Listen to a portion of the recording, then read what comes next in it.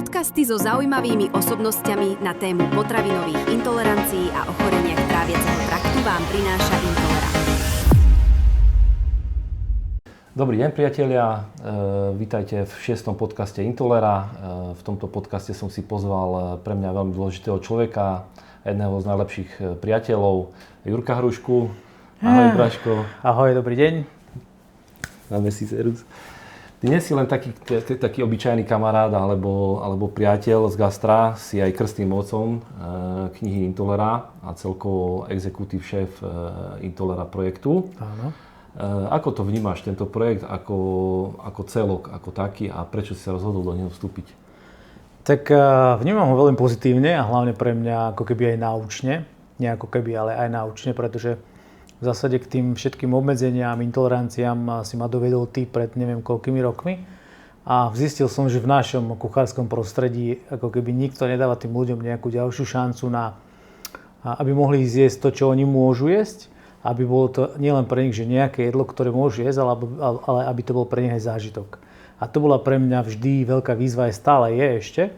Hoci už sme prešli nejaké obdobia, niekoľko rokov spolu a už sme odvarili nie pár receptov a jedál, alebo degustačných večerí v znení Intolery. Čiže stále sa učím, stále objavujem, ako sa tie chute dajú kombinovať, ako sa správajú textúry tých surovín a tak ďalej, ako ich môžem pospájať vlastne. Čiže je to pre mňa veľmi inšpirujúce. To je jedna vec. Druhá vec je, že je to pre mňa veľmi záväzujúce, pretože voči tým ľuďom, ktorí majú tieto obmedzenia a intolerancie a veria mi v to, že áno, keď pôjdeme k nemu na tú degustačnú večeru, tak dostaneme to, čo môžeme jesť a bude to zážitok nielen proste pre oči, ale aj pre chuť a bude im dobre tráviť, nebudú mať z toho ťažkosti. Čiže toto ma veľmi zaväzuje a nakoniec koncov sa z toho veľmi teším, že taký projekt existuje, že sme sa do toho pustili. Hoci to nie je jednoduché, nie je s tým málo práce, ale teším sa z toho. Ako ty vnímaš tých svojich kolegov, ktorí niektorí tak divne na to trošku pozerajú a pristupujú tomu trošku s takou ťažkou nohou? Ako máš prax v tomto? Tak ako som povedal, nie je to úplne jednoduché variť pre ľudí s intoleranciami, rôznymi intoleranciami alebo Crohnovou chorobou a podobnými. Čiže áno, niektorých chápem, ale chápem ich v tom zmysle, že je to len ich ako keby nevedomosť, lebo sa tomu nevenujú alebo nevidia do toho ako do celku tých intolerancií. Preto to ako keby odsúvajú na druhú kolaj. Akože neobviňujem ich z toho, alebo nemám im to veľmi za zlé, pretože veľa z nich sa nemá priestor tomu venovať, lebo naozaj ja som zistil na sebe, že keď to má byť naozaj výborné dokola, má to byť zážitok, tak musíš mať priestor sa tomu venovať a zahlbiť sa do tej problematiky celej, veľa sa o tom naučiť, naštudovať, načítať. Avšak konec koncov vieš sám o sebe, že keď niečo teraz tvorím, že poviem stále ti volá, môže to ten človek jesť, nebude mu to robiť problémy, lebo ty o tom vieš najviac aj z vlastnej skúsenosti. Čiže ja sa stále učím, preto to im nezazlievam, že to nerobia, alebo že to nechcú robiť, alebo že sa im to ťažko robí. A možno aj preto bude nejaká vec, ako im to zľahčiť týmto kolegom. Rozumiem, o čom rozprávaš. Stretávam sa s tým, že chlapci vlastne majú nevedomosť vlastne v rámci toho tvaroználectva o tých surovinách, ktoré sú náhradami a nevedia s nimi pracovať. To je presne asi ten problém, o ktorom rozprávaš. Mňa skôr zaujíma, že či ty v svojich tímoch, čo si mal, alebo v budúcich tímoch, alebo s ktorými spolupracuješ, či vôbec majú ochotu do takýchto vecí ísť? Nie vždy, ale to je zase len ja si myslím, že to nie je a priori, že sú proti tomu, alebo aj nie, že proti tomu, ale že ja si myslím, že to je vždy aj konkrétne o tej reštaurácii alebo prevádzke, pretože nie každá má na to priestor. A ako vieme, v dnešnej dobe tých naozajstných kuchárov, asi tak by som to povenoval, je málo, ktorí tú prácu chcú robiť. Nie, že len robia za nejakú odplatu, ale ju chcú naozaj robiť. A chcú sa zamýšľať proste nad tým jedlom, chcú o ňom reálne uvažovať, nie dať len nejaké hmoty na tanieri, ale aby to malo či už kalorický alebo iný význam, či už vitamínový, stráviteľný a tak ďalej. Čiže nie každý takto rozmýšľa nad tým jedlom. A potom stále si aj tak myslím, že je to nevedomosť alebo nechcenie sa učiť. Pretože pri tomto spôsobe varenia sa musíš učiť, či chceš alebo nechceš. Jasné. Pretože tie suroviny sa úplne inak správajú, potrebujú iné teploty, majú úplne iné textúry, čiže musíš sa učiť, musíš sa vzdelávať. A pre mňa je to vzdelávanie stále super, lebo tým pádom nemám šancu ako keby stagnovať na jednom mieste. Ja si myslím ako osobne, že problém je presne v tom, že tí chlapci majú taký obrovský rešpekt pred tým, že boja sa, že ublížia tomu človeku, ale z druhej strany je to presne o tom, že keď nie sú naučení, nie sú edukovaní, tak jednoducho nevedia, ako majú pristupovať k tomu vareniu. A my sme tu preto, aby sme tých kuchárov a kolegov učili, aby sa to posúvalo ďalej, aby tí ľudia s intoleranciami a ochoreniami trávacieho traktu to mali konečne jednoduchšie, aby sa konečne vedeli najesť, lebo vieme, aká je prax, že v všetkých reštauráciách, keby sme nemali tých kamarátov, tak sa nenajeme jednoducho. A tendencia je stúpajúca, takže bude to stále väčší a väčší problém. Percentuálne, ako to ty vnímaš, koľko teraz napríklad robíš nejakú degustačku, koľko tak ľudí to má takýto problém? Ešte ja som to robil, aj to robím tak, že vlastne, keď robíme degustácie, tým, že robím na projekte Intolera už niekoľko rokov s tebou, tak už to teraz robím tak, že v zásade ja sa ako keby mám taký adrenalín, že som zvedavý, aké intolerancie mi prídu, že kto čo všetko nemôže a potom to tak delím, ale v zásade a môžem povedať, že 15 a už sa mi stalo aj 30% z množstva ľudí na degustácii má rôzne intolerancie. A myslím si, že to nie je ani ako keby na škodu pre samotného nejakého šéfa, ktorý je kreatívny alebo ktorý chce poskytnúť službu, lebo ja nerad volám našich hostí klienti, volám ich hosti, lebo ich chcem pohostiť. Áno. Čiže preto si myslím, že taký kreatívny šéf pre svojich hostí je to pre ňoho, nemá to byť prečo pre ňoho ako keby záťažujúce, pretože je hostiteľom svojím spôsobom a mal by ovládať, alebo keď nie, tak dneska už sa vie zavolať mne, tebe a ďalším našim priateľom, ktorí sú aj v Intolera knihe, že áno, poradiť sa, že čo tam môžem dať, čo tam nemôžem dať, alebo ako to urobiť, alebo ako sa to správa, alebo čo vlastne, či môžem nahradiť. Čiže je to stúpajúce, lebo kedysi to bolo tak, že mal som 40 ľudí na degustácii, alebo 30, vo väčšinou idem do 35, aby to nebolo náročné potom na ten servis aj samotnú prípravu, tak boli takí, že 2, 3. Teraz sú kľudne aj 8. No. Hej, aj možno 10 niekedy, ale vravím, od 15 do 30% z daného množstva je to určite. Čo je podľa mňa dosť veľa. No je to riadne veľa. V princípe vlastne vzniká tá situácia, ako ty hovoríš, že ty tým, že si vlastne v tom profík, nielen v tom, akože, ako celkovo, tak už vieš eliminovať to dopredu, tento problém a tým, že použiješ náhrady, ktoré sú adekvátne a funkčné, tak vieš eliminovať aj tieto veci a si na klidku, hej, ako sa hovorí. V zásade áno, hoci tiež si to veľakrát predtým musím vyskúšať, lebo ja chcem tým hosťom s intoleranciami ponúknuť ten dokonalý zážitok ako tým druhým hosťom. Tak, to aj malo byť. Čiže vtedy vždy si skúšam tie veci určite, niektoré už nie, ale veľa vecí si skúšam znova a znova, aby som dosiahol ten výsledok, aký chcem dosiahnuť, pretože ako keby nechcem ich ukrátiť o to, čo majú tí ľudia, tí druhí, ktorí nemajú intolerancie.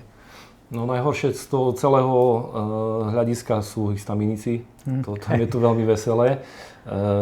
Vtedy vzniká situácia, že tam fakt ide o to, že bojí sa, že ublížiš tomu človeku.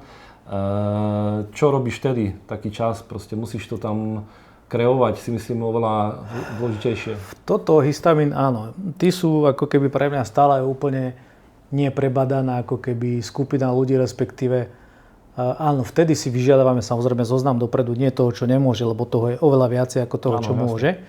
Čiže žiadame dopredu zoznam, čo môže jesť a potom to kreujeme. Samozrejme, oni všetko musia jesť čerstvé, čiže nás to trošku v úvodzovkách brzdí pri tej degustácii, ako keby. Ale na degustácii je tak vždy všetko čerstvé, ale máš, ja neviem, usuvidované mäso, ktoré potom už dá do pekáže, lebo ho suviduješ 2 hodiny predtým, alebo tak. Čiže áno, vtedy je to ako keby taký väčší o niečo stres tej kuchyni, alebo aj nie stres, ale tlak na tú rýchlosť a na tú vlastne postupnosť, aby nám tá degustácia a tie chody išli tak, ako máme naplánované spolu so servisom. Čiže áno, histaminici sú taká naozaj nezavidenia hodná skupina ľudí, ktorí to majú a fakt asi najťažšie. Ale dá sa s tým pracovať a dokonca niektoré veci nám vyšli aj ako keby, že lepšie a sme povedali, že OK, však toto keď spravíme takto, je to úplne fresh, je to úplne, však to môžeme predávať aj pre nehistaminikov. Čiže akože vždy sa niečo nájde, čo môžeme predávať pre iných hostí, čiže na tom to je super. Trošku nám porozprávaj o sebe, lebo však ľudia ťa poznajú, ale kde si všade pôsobil, čo si všetko zažil. Viem, že si aj porodca, takisto si bol Bocuse d'Or, takisto si sa zúčastňoval súťaží a tak ďalej. Vieme, kde si všade pôsobil, ale skús nám to trošku tak zozipovať a povedz nám to z rýchlosti. Pôsobil som všade možné, mám rôzne ocenenia, alebo som držiteľom rôznych ocenenia, certifikátov medzinárodných, ale aj slovenských a dá sa povedať, že som mal to šťastie, že som precestoval kus sveta s kuchárčinou, kde som stážoval vo veľa výborných reštaurácií od 1 po 3 hviezdy a bol som sa učiť u veľa známych šéf-kuchárov, za čo som veľmi vďačný, že mám tú možnosť, aj som mal tú možnosť veľa cestovať, čo je strašný benefit pre kuchára. Asi za všetky by som spomenul možno titul Kuchár roka 2018 a máme vlastne 10 rokov som viedol a znovu otváral Košickú Slaviu, kde vlastne máme 3 vidličky od Falstaffu 93 bodov a 2 čapiče a 14,5 bodu od Goemio. Čiže toto sú také asi úspechy, ktoré som chcel za posledné nejaké roky. A ideme ďalej. Vlastne som teraz nastúpil na cestu exekutíve šéfa pre viacej hotelov. V zásade v zábere po celom Slovensku, nielen východnom, ale sú to vlastne Tatry, je to stred a je to juhozápad. Čiže to je pre mňa taká nová výzva, veľmi sa na ňu teším. Už vlastne som v nej a kreujeme vlastne nové ako keby koncepty tých podnikov, alebo prípadne ich zlepšujeme, aby sme boli zase úspešnejší, ako sú tie podniky doteraz. Ja ako PR manažer Community Catering týmu mám veľkú radosť, že sme ťa prizvali do našho týmu, s ktorým sme získali minulý rok bronzovú medailu, lepšie povedané bronzové pásmo. Prizvali sme ťa ako na pozíciu kauča a ja si myslím, že to bol obrovský prínos pre nás ako tým, aj pre chlapcov. Mali sme teraz nejaký team building v Miláne a tak ďalej, zažili sme veľa srandy, aj sme sa veľa vecí tam naučili kvázi, veľa vecí sme videli. Ako vnímaš tento nejaký milník v tvojom živote, že ideme zase nejakú súťaž, ale budeš na tej druhej strane? Áno, je to také, tých súťaží som zažil ja ako súťažiaci celkom dosť, určite medzinárodných, takisto vo veľkom formáte, či už v Európe alebo v Dubaji napríklad. A takisto som zažil kaučovanie na Bocuse d'Or, posledné 2 ročníky som na Bocuse d'Or vlastne porodcom, čo je pre mňa veľká česť a strašne si to užívam so všetkými kolegami a viem presne sa vcítiť do situácie tých súťažiacich, tých vlastne finalistov toho národného kola, že čo asi prežívajú. Čiže je to pre mňa super. No a Community Catering Team je poprvé výborná partia ľudí, čiže s nimi sa robí jednoduchšie a zároveň ťažšie, pretože väčšina sa dlho poznáme a niektoré tie mená, skoro všetky mená sú zvučné z toho týmu. Ale teším sa na tú spoluprácu a v zásade my už sme sa aj ako keby tak dohodli, že chceme byť najlepší na budúci rok na tom World Cupe. Čiže ideme tvrdo makať a verím, že budeme najlepší. Opäť sme zase v tej kategórii, čo sa týka aj propozícií na šampionáte, že sú tam vegánske veci, bezalergénne a takéto veci, takže v podstate sme na našej parkete, na Intolere, takže ja si myslím, že aj to je taký veľký prínos, že gro vlastne kuchárov, vlastne všetci kuchári, čo budú, okrem Janky našej, sú v projekte Intolera a v knihe, takže majú tie znalosti samozrejme aj z celej tej životnej cesty, ale čo sa týka tých intolerancií a tých vegánskych vecí a týchto, určite ten prínos tam je aj pre nich. Určite áno a keď si to teraz spomenul, tak pred chvíľou sme sa bavili o tom, že koľko percent ľudí má intolerancia. Tak teraz je už vidieť, že aj tá naša kuchárska komunita v rámci sveta sa zaujíma už dlhšiu dobu o minimálne vegánov a samozrejme ďalšie intolerancie, lebo vidia, že tých ľudí nie je málo. Ale tí ľudia ako keby, oni nechcú jesť len stále dokola to isté, tí ľudia si chcú užívať to isté pohostenie, tú istú parádu okolo tých degustácií jedál ako tí hostia, ktorí môžu jesť všetko. Čiže toto je super, že je tá naša komunita celosvetová kuchárska áno, dbá na to, že OK, už máme tých ľudí medzi sebou, tých hostí aj iných, tak poďme pre nich niečo tvoriť, poďme pre nich niečo robiť, aby mali z toho takisto komplexný zážitok. Čiže toto je super a uvidíme, ale vždy je to výzva. Ty dobre vieš, že stále my niečo vymyslíme, potom zistíme, že tam nemôžeme použiť mliečnú bielkovinu alebo vaječko a ideme odznova. Jasne. Hej, alebo zistíme, že OK, takto nám to ide, len zmeníme 2 stupne teploty, už nám to nefunguje. Čiže je to fakt o tvrdom tréningu a strašnej príprave, aby to vyšlo všetko, ako má vyísť. No, o tom, čo sa bavíme teraz, je vlastne tá ekonomika a tá parketa F&B a tak ďalej. Zatvárajú v podstate podniky dvere takýmto ľuďom a prichádzajú o zisky, lebo títo ľudia si aj radi priplatia. Veľmi radi by sa najedli a jednoducho nemôžu. Takže to, čo si spomínal, že je to taký celoplošný problém samozrejme, ktorý my ideme takisto riešiť rôznymi vecami a nejakými projektami ďalšími. Ja si myslím, že celkovo to je pekné, ako nielen ten projekt, ale aj tá myšlienka to globalizovať na celý svet. Potom. Určite. Takže nie je to len o tých ľuďoch, čo si budú doma variť, ale hlavne musíme riešiť aj tú situáciu v gastronómii. Ako ty vnímaš teraz gastronómiu a situáciu v nej? Tak je ťažká z pohľadu personálneho a je ťažká aj z pohľadu ako keby konsolidačného, keď to mám tak povedať, pretože áno, tí ľudia vnímajú tú verejnú mienku, vnímajú to, čo sa na Slovensku deje a my môžeme normálne povedať, že nám klesli za nejaké obdobie také tie tržby. Určite áno, aj z dôvodu toho, že ľudia ako keby sa boja utrácať, až tak ako utrácali predtým, ale sú medzi tým aj svetlé výnimky a svetlé miesta určite. To je asi podľa mňa aj najväčší problém, ako keby tá personálna stránka veci, lebo zohnať ľudí so zanietením a s chcením variť nielen, nebrať to len ako job, ale stále si myslím, že naša slovenská gastronomia tak či tak je stále dopredu. Stále stúpa, stále rastie na svojej hodnote a máme čo ponúknuť svetu. Čiže toto ma určite veľmi teší a stále sú ľudia a napríklad, keď to zoberiem v prípade východu Slovenska, stále k nám prichádzajú noví ľudia zo zahraničia, ktorí chcú ochutnať Slovensko a slovenskú gastronómiu. Samozrejme je dobre, keď zablúdia do podniku, ktorý má zmysel. Takže to je ešte o to lepšie, ale verím v slovenskú gastronómiu, inak by som ju asi nerobil a nepropagoval vo svete, ale určite v ňu verím. Vy ste také jednorožce, zlatý, čo sa týka tohto aj toho prístupu.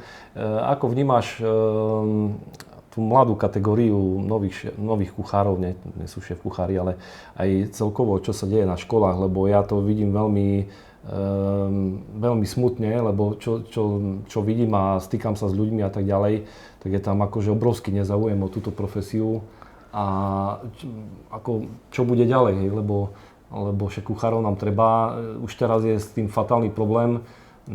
Jedna vec je zohnať šéf kuchára, akože toto je úplne, to sú jednorožce doslova, ale už ani smenových a pomocných kuchárov človek nevie zohnať, takže čo budeme s týmto robiť, neviem.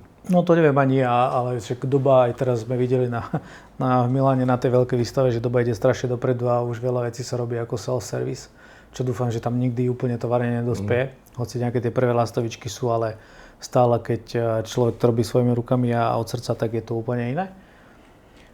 Problém v školách, áno, naše školstvo je také, aké je, ale zase čest výnimkám, nebral by som to až tak úplne tragicky, hoci to tragické je niekedy. Ale